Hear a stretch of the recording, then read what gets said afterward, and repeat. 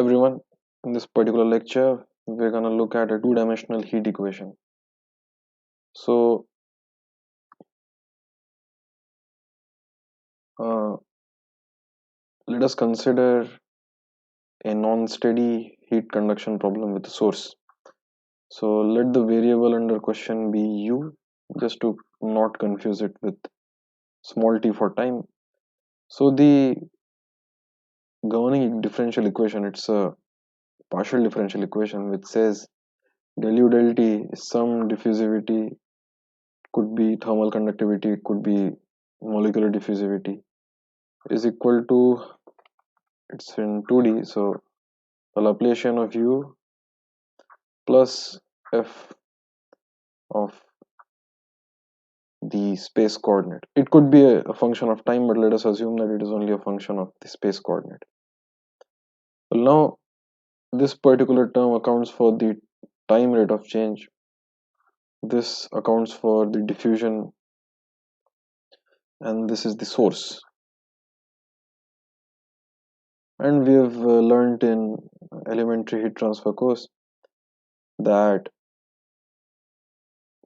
depending on the geometry of the problem, the Laplacian could be written in general as a single coordinate. For example, for a fin, when you know that heat transfer is going to be predominant along one direction. But this is the general form, and in two dimension, the Laplacian is going to be del 2u del x2 plus del 2u del y2. All right. So, under what conditions is this equation consistent? So, let us first define what the domain will be over which the solution will be valid. So consider a domain like this. This is x equal to 0, x equal to 1, this is y equal to 0, and this is y equal to 1. So let these two boundaries be periodic.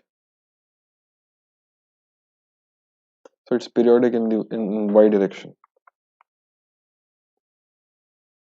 And let these two boundaries be Neumann boundary condition.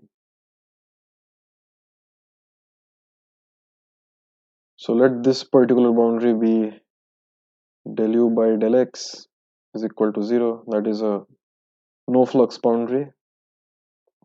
We have to assign some boundary condition over here, maybe in terms of some function of y. So let us see whether there is a bound on that function of y or not. Right. So how do we find out that consistency rule? So let us integrate this equation over space. So when you integrate this equation, so you have integral del u del t dx dy is equal to d integral del 2u del x2 dx dy plus integral del 2u del y2 dx dy plus integral, that's a double integral because it's over an area, plus double integral f of x comma y dx dy. So now, because the area over which we're integrating is not changing, so we can take this del t out and make it ddt. So it's ddt of this integral. So it's the integral of u over the entire domain is equal to, so now what is this first term going to be? So, well, let us assume that this diffusivity is 1 for simplicity.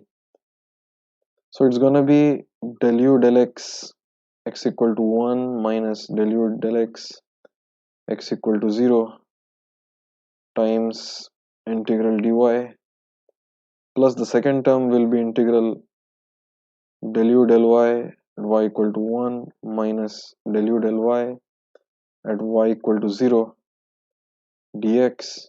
So all these integrals are from 0 to 1 plus double integral of f of x y dx dy. Now what about this? Because it's periodic in the y direction, so del u del y at y equal to 1 is identical to del u del y at y equal to 0, and hence this particular term, it vanishes.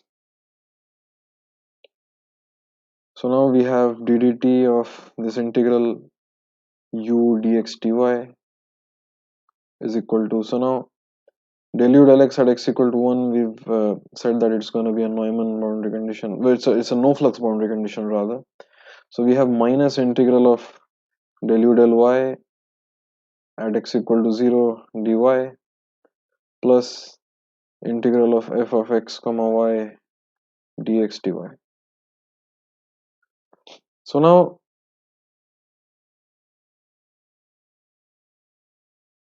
because it's a problem in which we have a no flux boundary, periodic boundaries,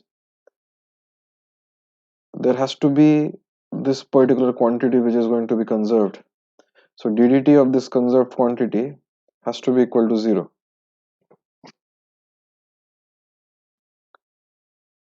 So that particular quantity is like the total energy of the system, or the total mass of the system, whatever you want to view it as. So whatever is being generated has to be sort of be balanced by the time rate of change. Well, the time rate of change is zero. So whatever the source is, has to be sort of absorbed by this boundary, right? So let us say that del u del y is equal to minus gamma of y. So del u del y at x equal to 0. I think I So it's del u del x at x equal to 0. My bad.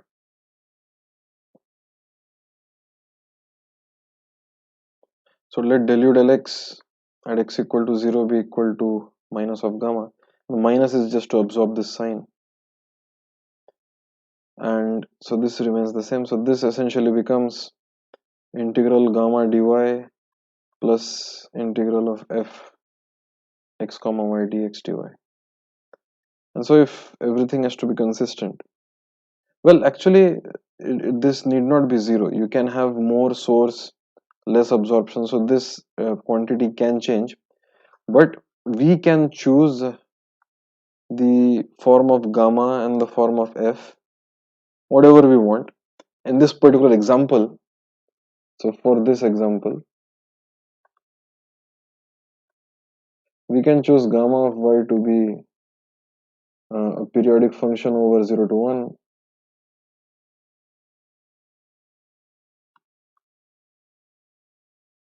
and we can choose f of x y to be some separable form like f1 of x, f2 of y, and if f2 of y is periodic over 0 to 1, then automatically this integral will also become, so this integral will become 0. So if gamma is periodic over 0 to 1, then integral gamma dy will be 0, and if f of xy has a separable form such that it is this, then integral f1x f2y dx dy will also vanish. So in order to construct these functions, what are the ramifications if we construct the functions like this? The ramification is this is going to be 0, this is going to be 0. So ddt of this integral of u dx dy at all times will be equal to 0. Meaning if we were to solve the system and we were to monitor this particular integral, it would be some constant. Okay, and that is what I mean, it should come out to be. It has to be equal to a constant. Alright, so what do we have so far?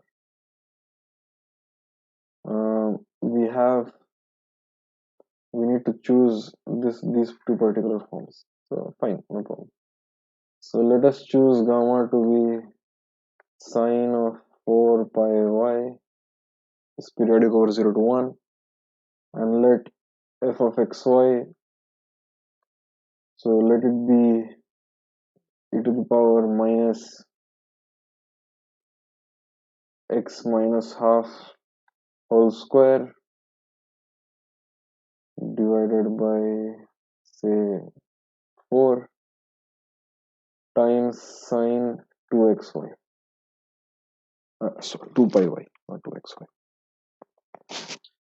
So this integral will also be 0 because if we choose this form, and similarly this integral will be also 0. So there you have it. We have constructed a synthetic problem which is consistent. We cannot just choose any random boundary conditions, because if we choose any random boundary conditions, there is no guarantee whether the solution will exist or not. There has to be this kind of a condition. And the beauty of this form that we have chosen synthetically is that the quantity integral of u over the area has to be conserved. Okay. So let us try to solve this numerically. Let us try to discretize it first. So in the discretization, what do we have? So del u del t, del 2u del x2, del 2u del y2 plus f of xy. So over here, we can use the method of lines, where you're sort of mapping from tx some solution at x comma at all the xy's at a certain time, and you move to a solution of all xy's at t plus delta t. You sort of move from one time level to another time level. So you can have all the xy solutions over here. So let us write down a discretization of this. So it's u prime. So du dt is u prime, and this is equal to the discrete form of u at that particular time. So it's u at I plus 1 j minus uij minus 2 uij plus ui minus 1 j upon h square plus uij plus 1 minus 2 uij plus uij minus 1 upon h square plus f of xy. So it's like you're forming a differential equation for uij. Okay, and through this we can then form what we say as a differential equation for uij, solve this nonlinear equation. So in general, because of this nonlinearity, this will form a nonlinear. So basically you have to time step for uij for all i's and j's. Okay, so it's time stepping for uij for all i's and j's, and we can have various kinds of methods in order to perform the time stepping, and we've seen already that time stepping in PETSc is not that difficult at all. But look, because it's gonna form sort of a non-linear system because of these functions, so it's like having both time stepping and an SNES object. It's gonna contain both a time stepping scheme and an SNES. Okay, so let us make use of all the information we've learned so far. So essentially we have learned how to create a grid, we have seen how to create the time stepping routine, we've also seen how to sort of make not in this case we will not need to make an SNES object separately, but we will sort of make use of that nonlinear solver also. Well, it may not be so obvious how to go about doing that, but as we do that, we'll see how it looks. But so the main sort of flow chart of the particular problem would be the following. So what we will need is we'll first have to make a main program that is always there. From this main program, we must first set up a Dmda 2D, that is the grid over which everything has to be defined. We have to make the y direction periodic. We have to sort of discretize the x direction to account for the two Neumann boundary conditions, one boundary condition in particular being a no flux boundary condition. So after setting this, we must set the time stepping object.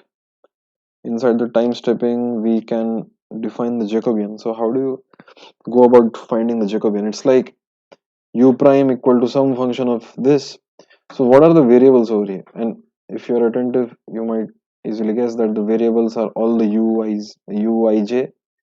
So once you solve this, you sort of achieve a time stepping to go from the nth level to n plus 1th level. Okay, so this is done by time stepping, but the time stepping will form a nonlinear algebraic equation. Okay, it will form a nonlinear algebraic equation which you then need to solve, and to account for this, you need to somehow tell the the time stepper that, well, not the time stepper, but the DMDA, that you're gonna also set a Jacobian in this function. So you have to basically link that particular Jacobian to this particular set of objects. Okay, so let's take things one by one. Let's first create the DMDA, then we'll look into the time stepping. So first things first, we must do hash include PETSc.h.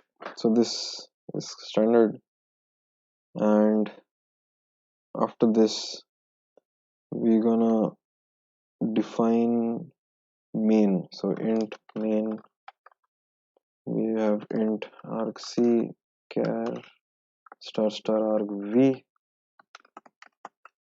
Then we must do PETSc finalize.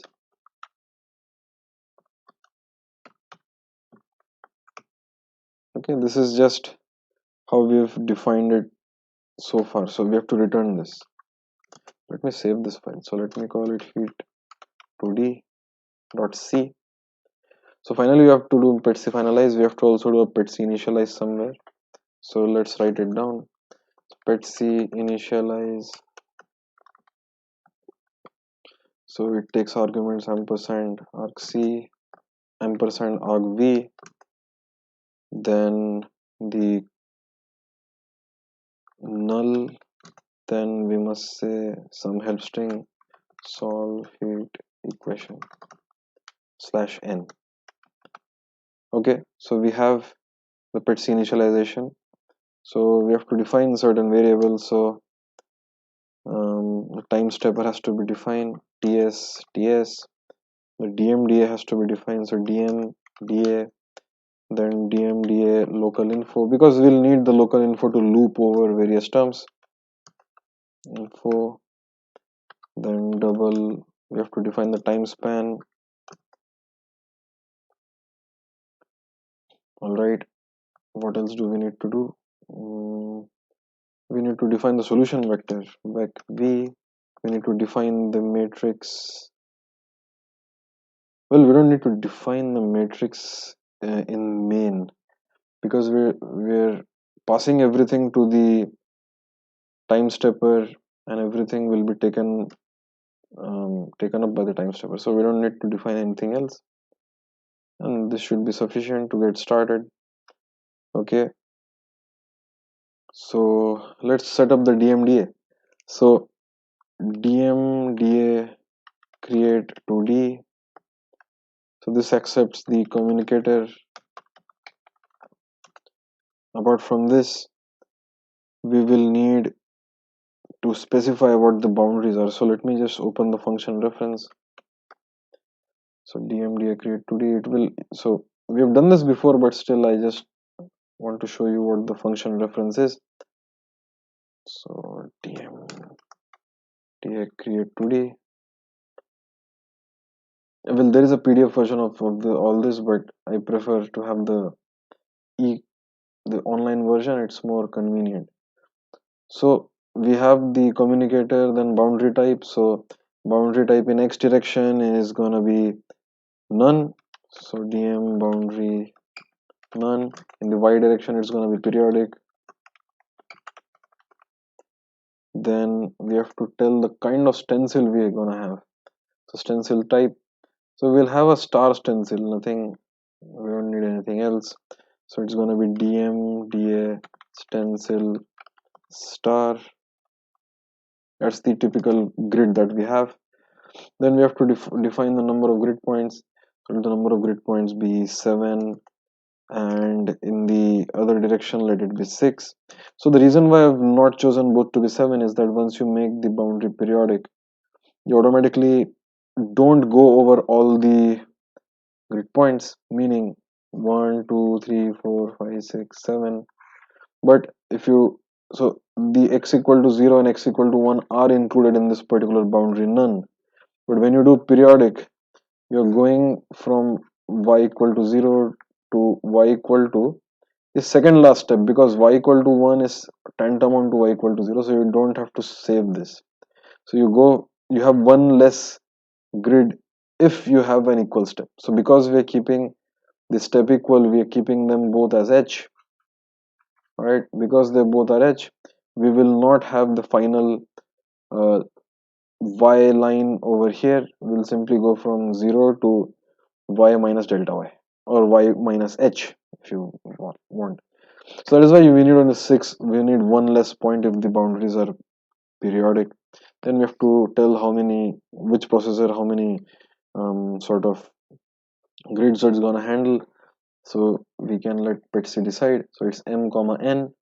So we can say let PETSc decide that. Again for the y direction. Then after deciding all this, we need to tell the number of degrees of freedom and the stencil width. So it's gonna be 1 comma 1. And finally we need to tell the lxn and ly, so they are typically kept null. So if you don't do this, then you will have the number of nodes different than 1 in the x and y coordinates between two grids. Okay, so you have null, and then finally you have to tell another null, which is, so this, the second null is for,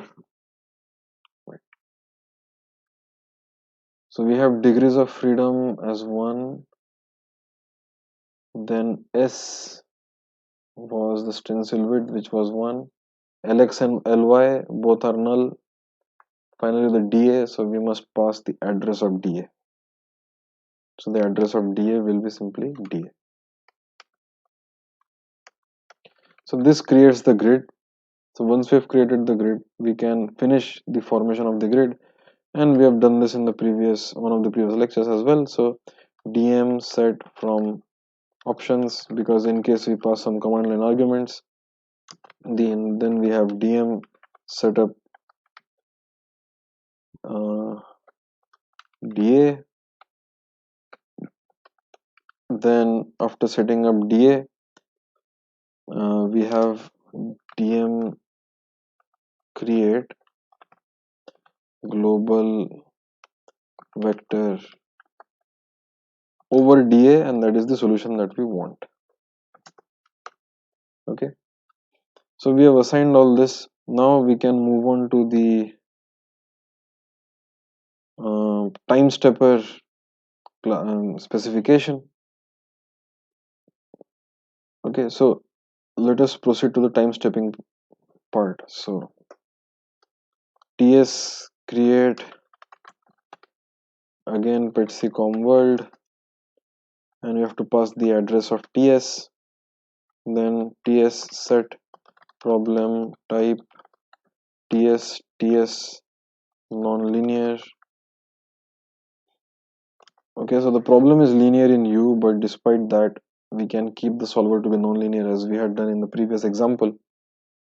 After this, then let us link the time stepper and the DMDA. So it's ts set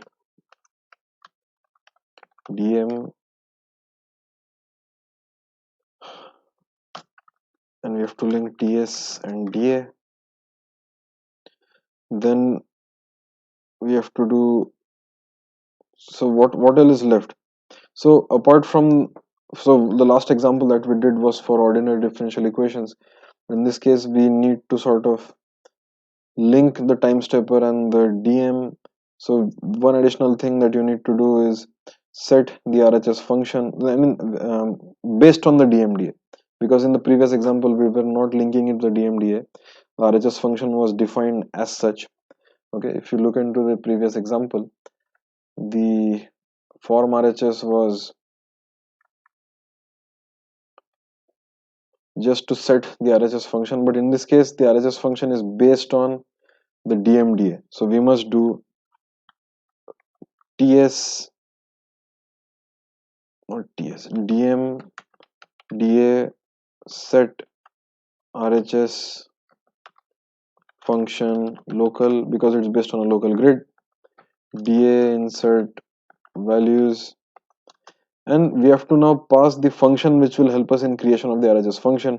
So the type of calling will have to be cast into the form DMDA TS RHS function local. So if we go into the uh, help of this on the reference file,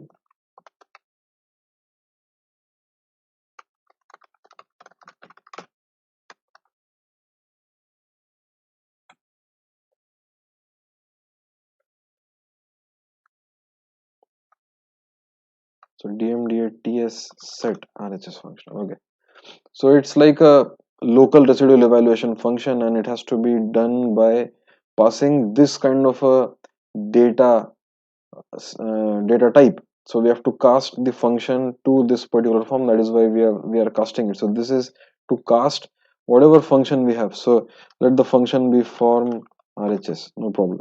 So we have to create a function form RHS which will help us in creating the RHS function, and it has to be typecast to the form DMDA RHS functional local, RHS function local.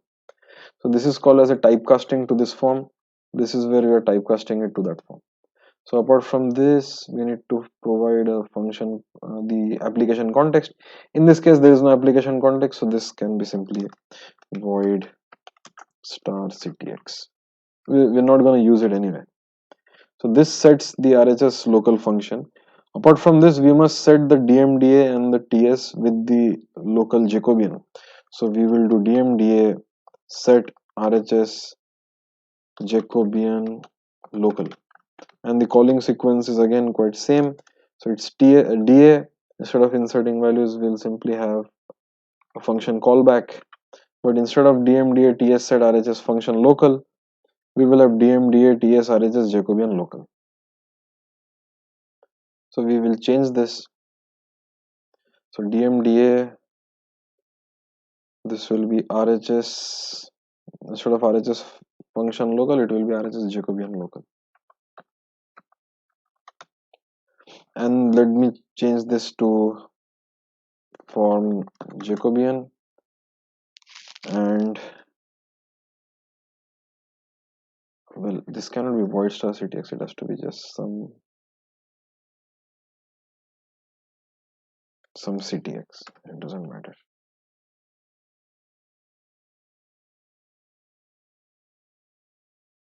We can pass a null over here, it doesn't matter. Form jack and then finally null. So if we were to pass some variable from we were to have, suppose we were to define diffusivity in this problem and pass it to these functions, we would have to have an address to that particular structure. And we've done something like this in the previous lectures, but we're not going to use it over here. We don't need to do that. Okay, so yeah, so that defines the linking of the TS and the DMDA. So we must go about defining what this RHS function and the Jacobian will be. All right, so in this particular method of lines, what do we have? So we have uij prime is equal to h, not h square, 1 over h square times u I plus 1 j minus 2 uij plus ui minus 1 j plus ui j minus 1 minus 2 uij plus ui j plus 1 plus f of xi yj. So the RHS will be this entire thing, and the Jacobian will be the derivative of this entire thing. It's as simple as that. Okay, so let us first form the RHS local function. So we define it over here. So let's see error code. The name of the function is form RHS, and the input to forming the RHS will be the Dmda. So it will be Dmda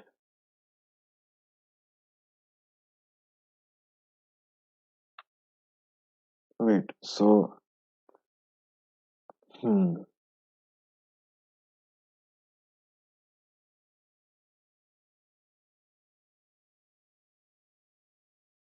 yeah, so the calling sequence, so we have to look into the calling sequence of this particular function type. So we must look into that. What is the calling sequence? So we have to pass the DM, then we have to pass the mode of insertion, then the RHS function local.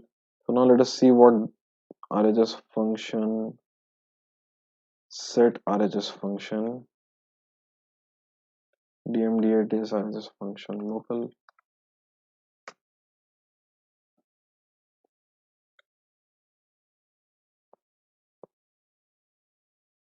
Dmda,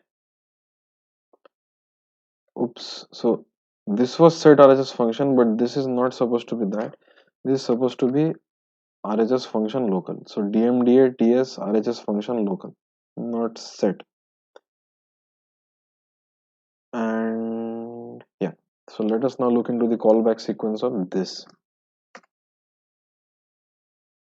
Okay, so it's not given explicitly what that calling sequence is, but yeah, let me tell you how it is.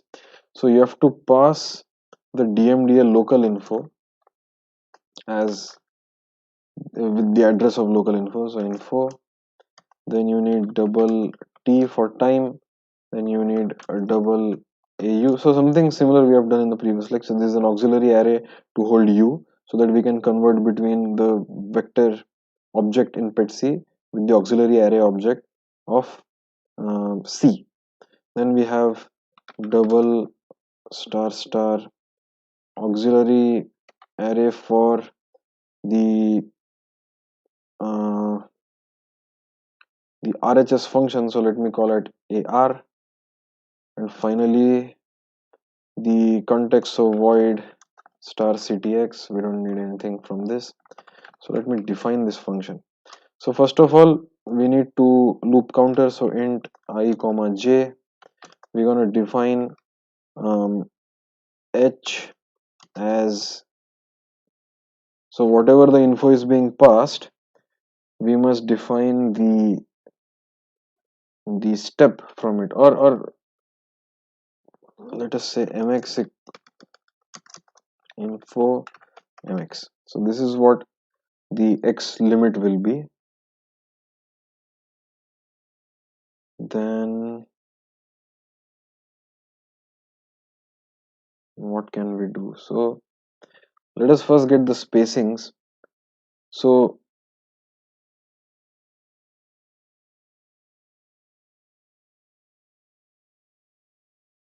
the spacing in this case will be simply 1 over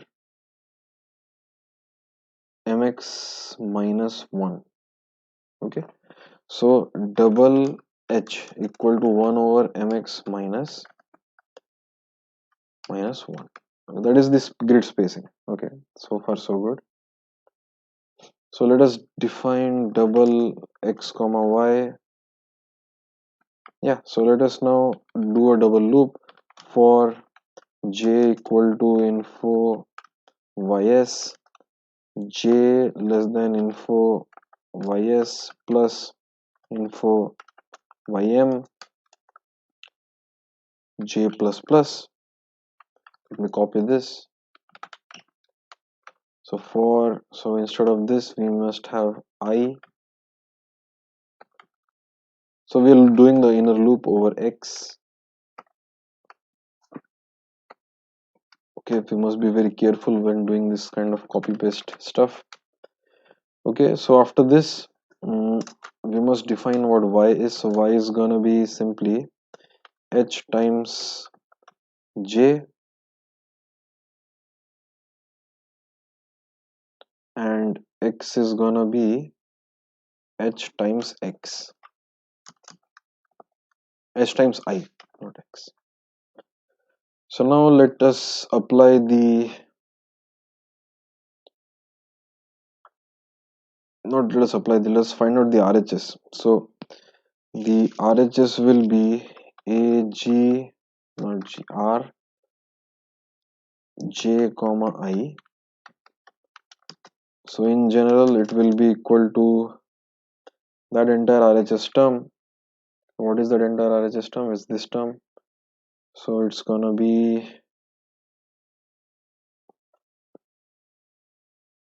let us define it as uxx and uyy. So uxx plus uyy plus source as a function of x and y. Now what is uxx? So uxx is gonna be, let us define in terms of ul, that is the u left minus twice of, and I'll tell you why I'm writing it in terms of ux, minus 2.0 times au j comma I, not j comma I, j I plus ur upon h square.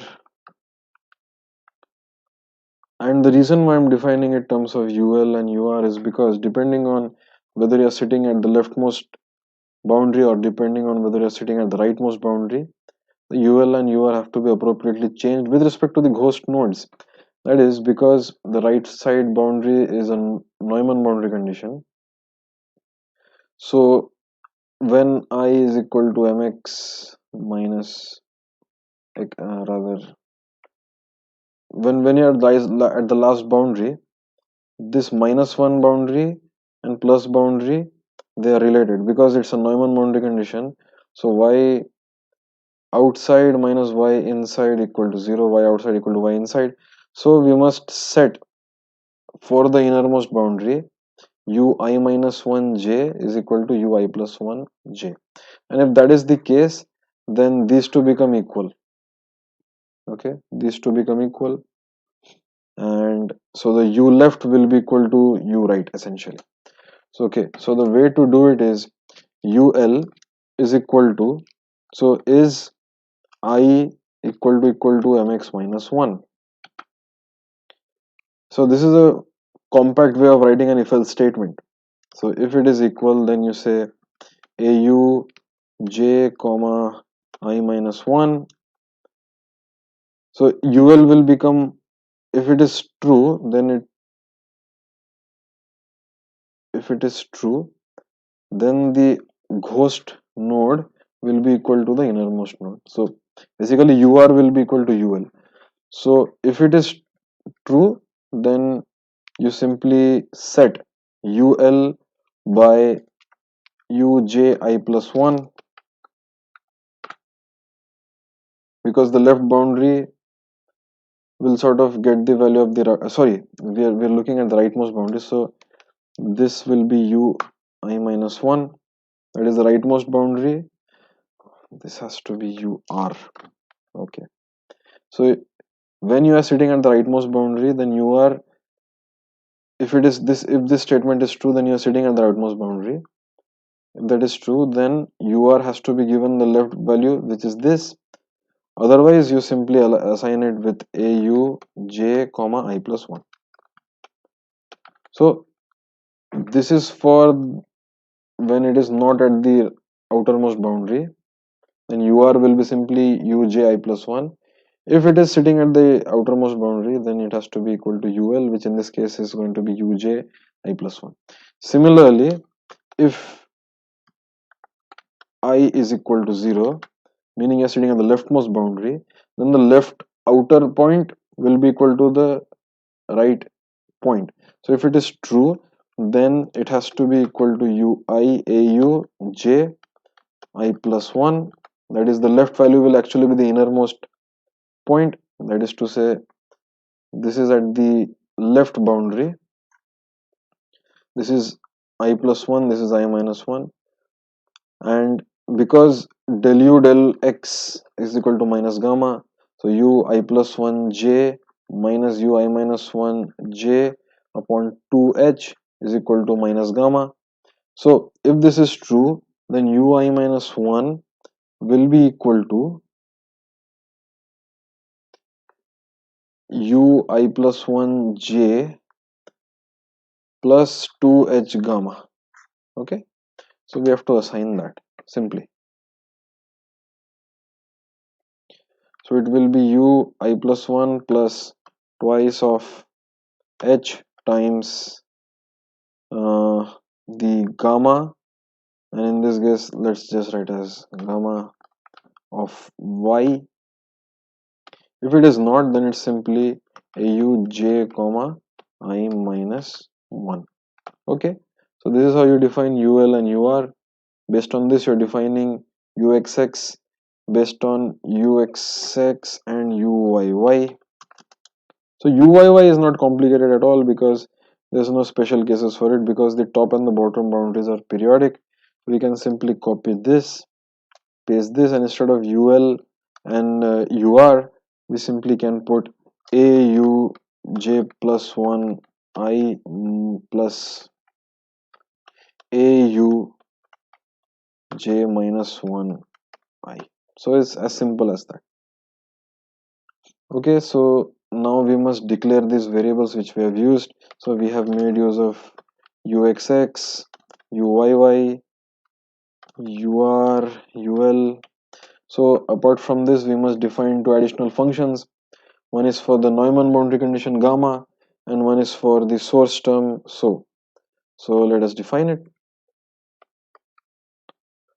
Alright, so here we will write the source and the gamma. Okay, and they are easy functions, but nevertheless we must define them. So we will say double source x comma, so it will be double x double y. So this function simply has to return the source term which we had defined already as this e to the power minus of whatever it is. So we can write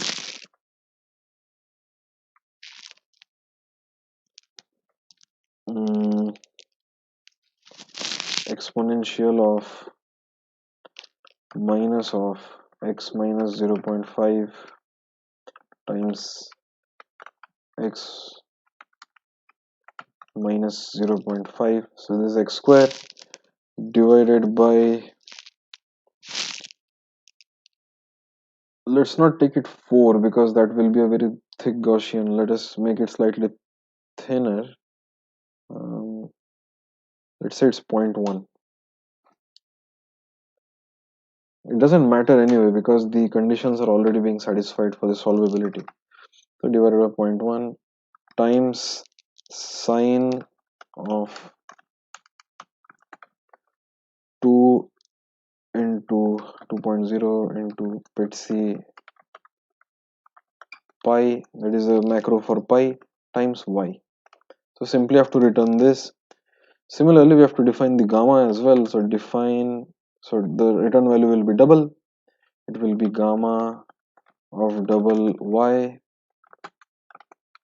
We must return sine 4 by x. So sine 4.0 times PETSc pi times x. So there you have it. We have the two functions also defined. So far we have defined the right hand side. Now based on this, let us form the, so we have formed the local function. We have to form the Jacobian as well. The Jacobian is also quite simple to construct. So in this discretized form, the Jacobian, so what do we have? So this is what the function of this is what the function is. So this is the g function that we've used in the previous example. So the Jacobian will be del g I del xj, and this x is not to be confused with all of that. It's basically del g del x del u ij. So here the Jacobian will be minus 4, because when you take a derivative with respect to the variable uij, this is going to be minus 4.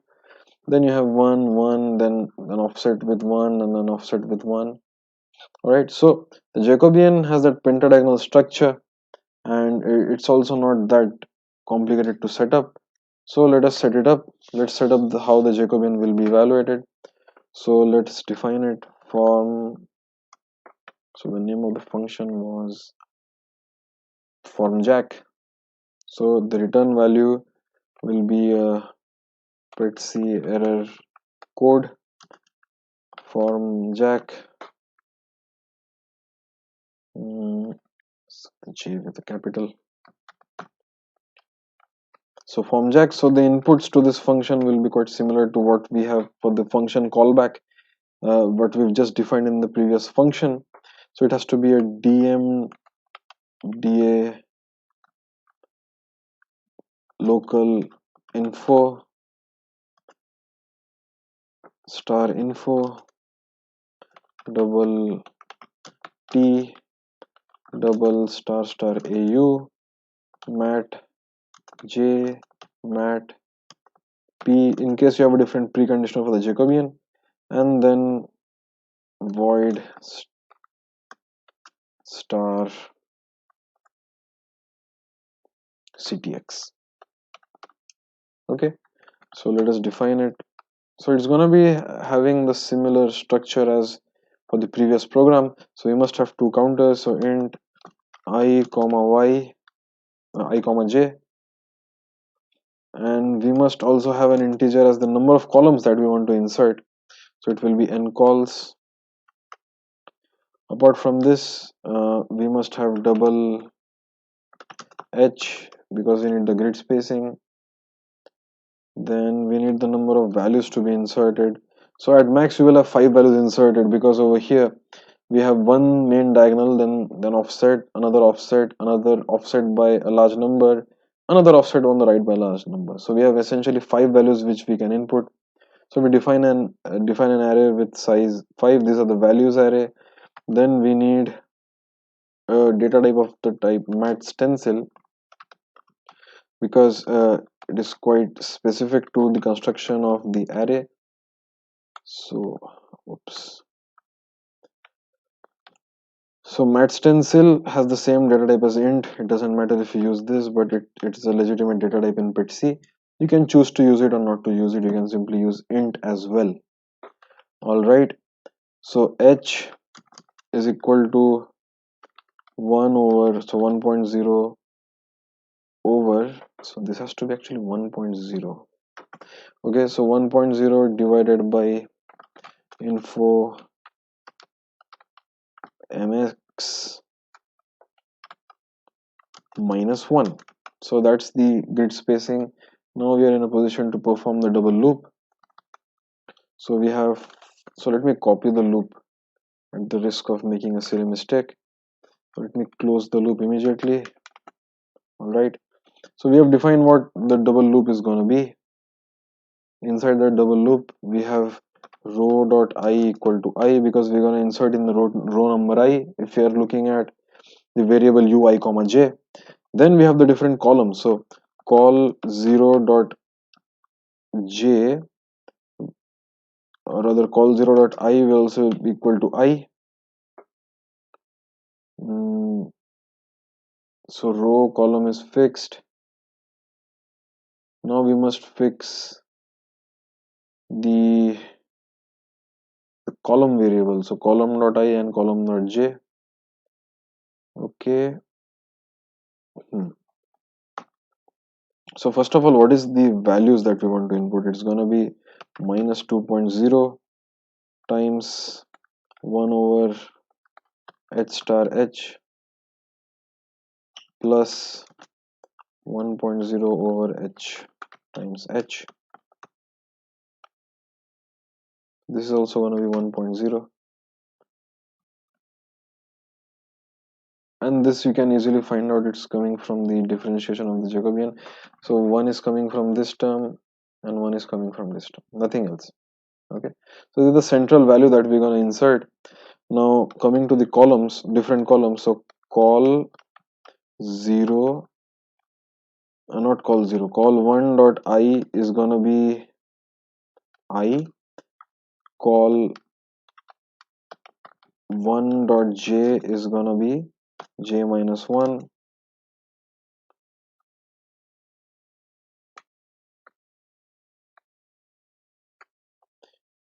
Similarly, let's copy this. Oops.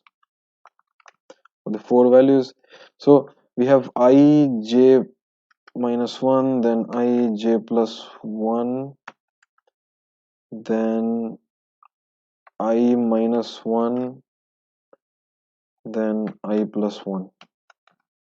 And these are simply going to be j. So these are the locations where we want to insert the values for the Jacobian. And what will be the values? So v1 will be equal to 1 over h square. In fact, all the values will be 1 over x square. So let me copy this.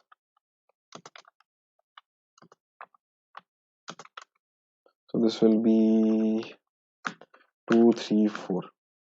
So unless we are at the boundary point, if you're at the boundary point,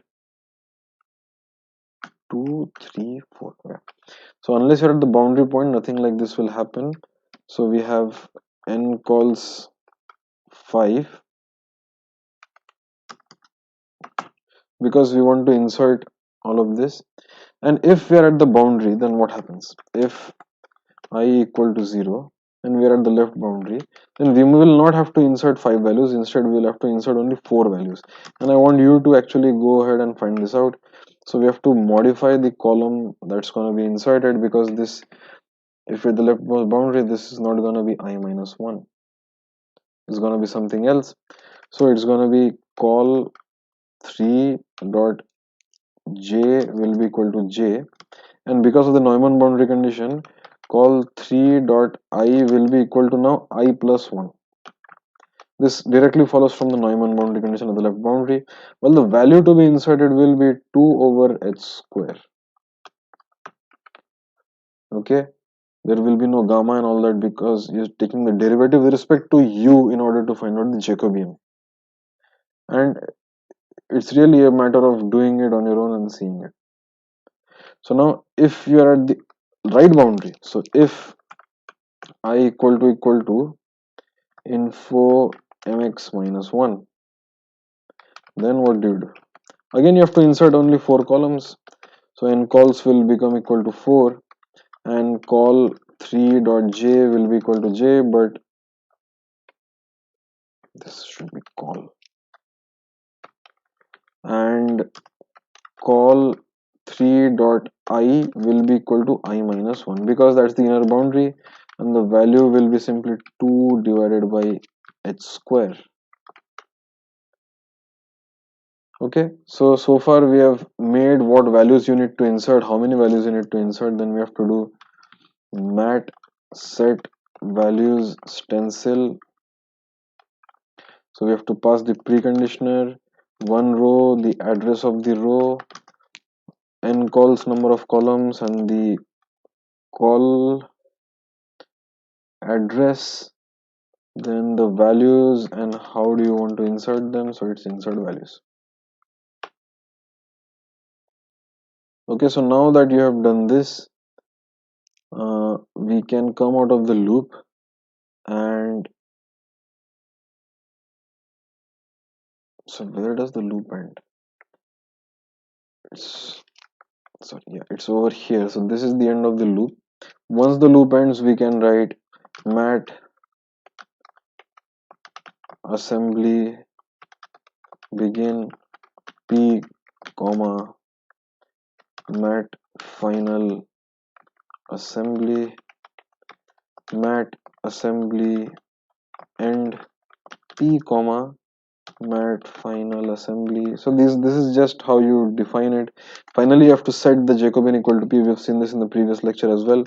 So if j not equal to not equal to P, then you have to simply do the assembly for J as well. Regardless of whether you have already done it for P, you have to also do this. This is going to be simply J.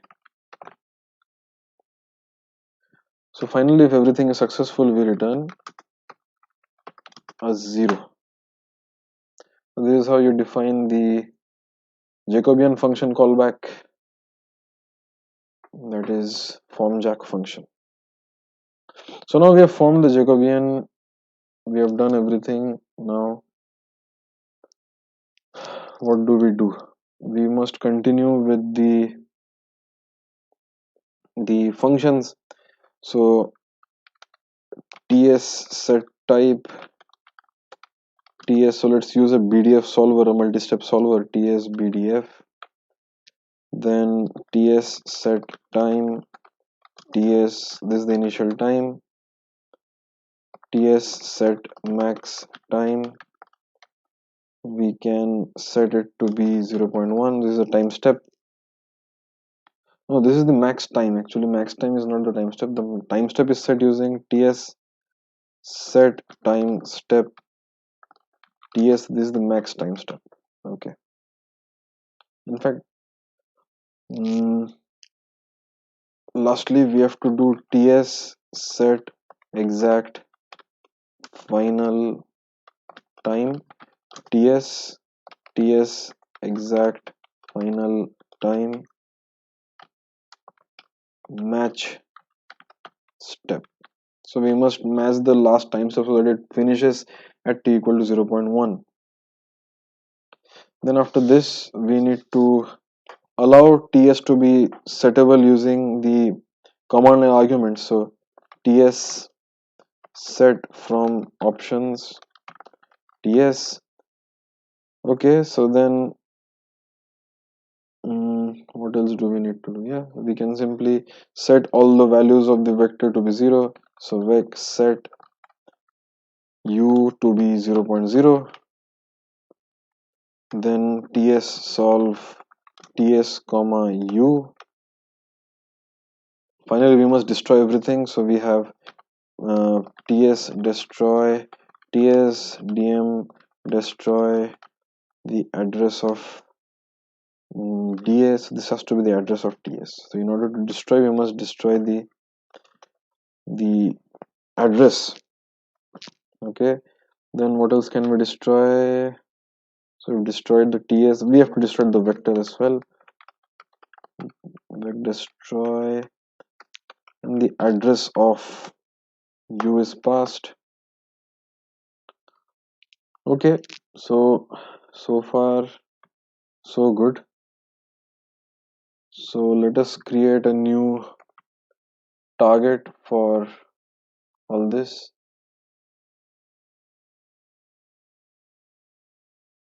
So let me make a new target. So the target name will be heat 2D.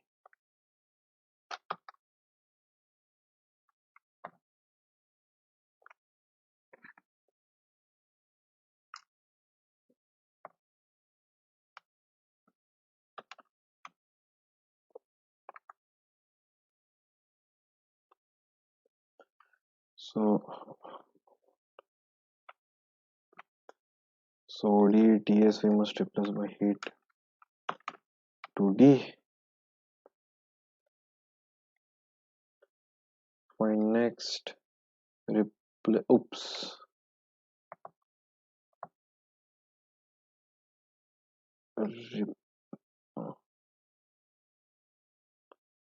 Replace. Okay. So let's make and see what errors we get. So make heat 2D.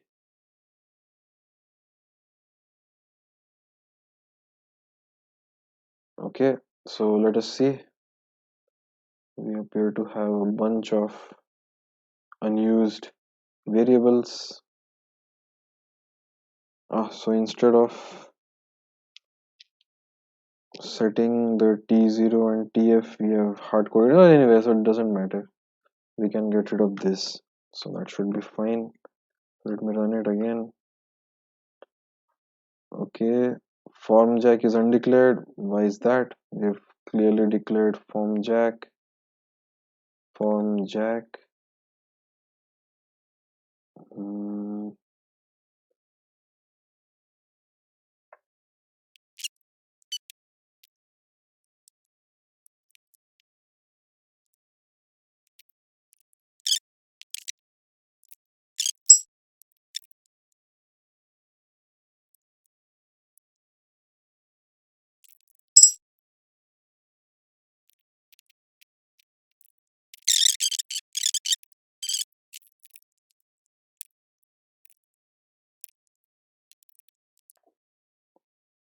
Okay, so the program compiles, but with a warning, and the warning for form RHS, it does not have a return value. Let's have a look whether it has a return value. No, it does not. So we must return 0 if everything works properly.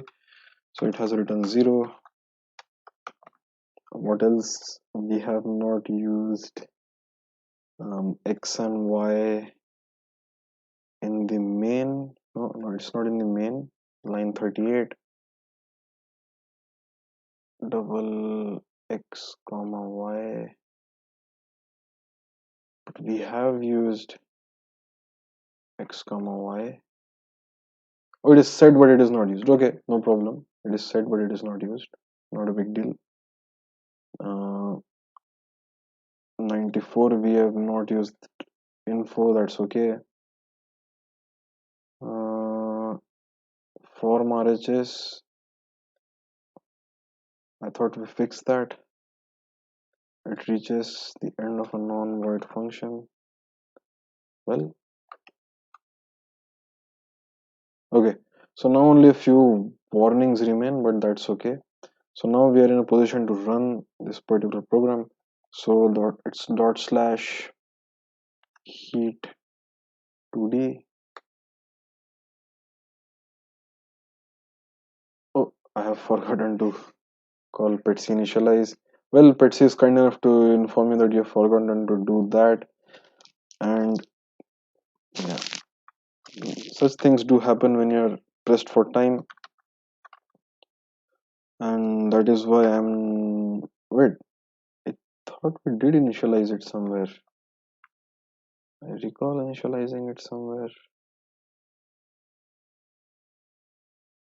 So with this, we end this particular lecture. It's become too long. You can have a look at the program from the website and you can try to run it on your own. So with this, it's goodbye from me. Until next time, have a good day. Bye.